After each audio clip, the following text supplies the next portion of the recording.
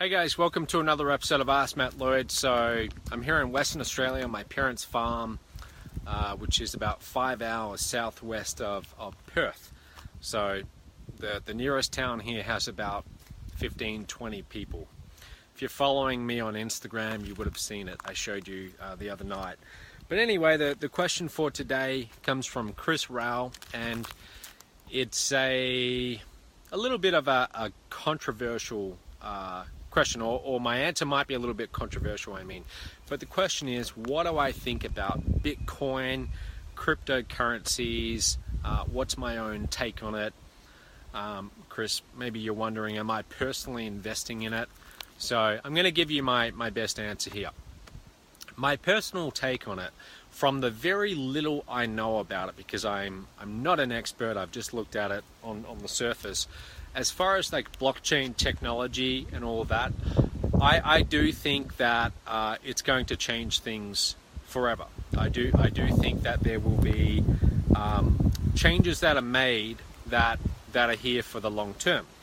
But I also think that amongst everything, with all the people getting into cryptocurrencies and all these new coins being launched, I think there's an incredible amount of just speculation, and I think that in the next few years a lot of people are going to lose a lot of money. That's what I think. And I'm not saying that Bitcoin's going to crash. That's not what I'm saying here, but I am saying that all the people getting caught up in investing in these ICOs, these new coin launches, and there's new coins launching every single day, I think that the majority of them are going to get hurt financially in the next few years. I really do. And here's why. I liken what's going on right now to what happened with the dot-com boom in the early 2000s. If you go back to 2000, 2001, they were talking about like how the economy has changed forever. They were saying that this is the new economy, things are different now. The old economy is dead, this is the new economy, and they were justifying the insane valuations on these dot-coms by saying this is how things will work moving forward. So for example, there were companies like pets.com. Okay, pets.com, I can't remember the exact number, but it had some crazy valuation. I think it actually got up there in the billions of dollars. And fundamentally, all it was a domain name, it was an idea, they had stuff all sales, and yet it had this insane valuation, either hundreds of millions or billions of dollars. And there were many companies like that. You could go and register a .com name, throw together a few staff, rent out your new office, and you could get insane valuations for it. And it was everywhere. It was all over the media. People were investing. People were making seemingly easy money. They were investing, and 6 months later, what they had invested in had gone up by 30%. And so everyone was watching all the people around them do this. They were watching everyone else invest in these dot-coms and make seemingly really easy money. And what happens is, human psychology, the way it works is, when we see people around us getting things, making money, and it seems really easy, we feel like, wow, we're missing out. We're missing the boat here. All of my friends are getting into this. They're telling me about how much money they're making. Maybe I should invest. And you can start to feel a little bit uncomfortable when you see everyone else around you making seemingly easy gains and you're missing out.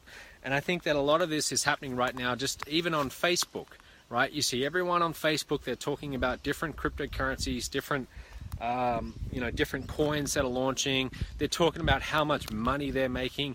And I think that a lot of people who are not yet investing in cryptocurrencies are seeing that, and then they are investing simply because they don't want to miss out. My point is, that's a terrible, terrible reason to invest, because most of them, the truth is, most of them don't even fully understand what they're investing in. So I want to be very clear. I am not saying that I'm anti-Bitcoin or cryptocurrencies. What I am saying is that you really need to examine your reasons. Are you investing because you've looked at the fundamentals of what you're investing in, you truly, fully, deeply understand it?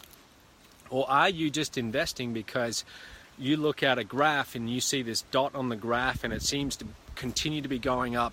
Everyone else around you is talking about how much money they're making. You don't want to miss out, so you think, all right, I'm going to put some money into this. That's a terrible reason to invest. That is pure speculation. And you might make money doing that. You might make money doing that, especially in the short term. You might invest in some cryptocurrency and it doubles in 6 months, and you think, wow, I've made a lot of money.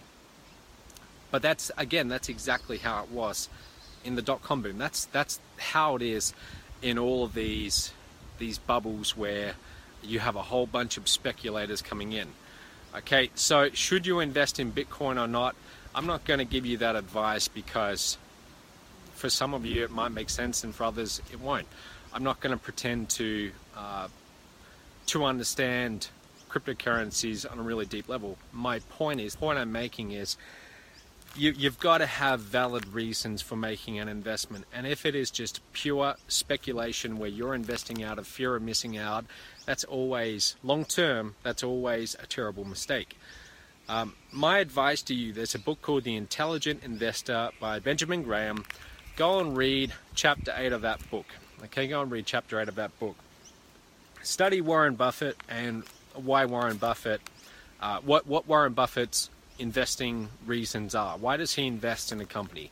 And what you'll find with Warren Buffett, one of the things that he always goes on and on about is that you as an investor, you've got to have a circle of competence. Okay, this is, imagine this perimeter around you, and inside the perimeter are all the different investment opportunities that you truly understand. You understand what's driving the price.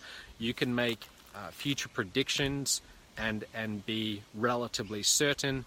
You fully understand them. Now, outside of the perimeter are all the things that you don't fully understand. So in my case, I'll admit that would be cryptocurrency. Okay, I don't fully understand. I'm not an expert in it, but my point is, most of the people that I see investing in it in Facebook, I know they are not experts in it either. And so my point is, you've got to stay within your circle of competence. Personally, I invest in things that I understand, and that's a very small circle. I don't claim to be an expert in many different asset classes. I'm not, but I invest in things that I understand. Investing in an island resort in Fiji, I can understand that. I understand what I need to do. I understand what I need to do to fill rooms. I know how to do that because that's my background. I fill rooms for our seminars for Mobile Around. It's fundamentally it's the same concept as filling rooms at a resort.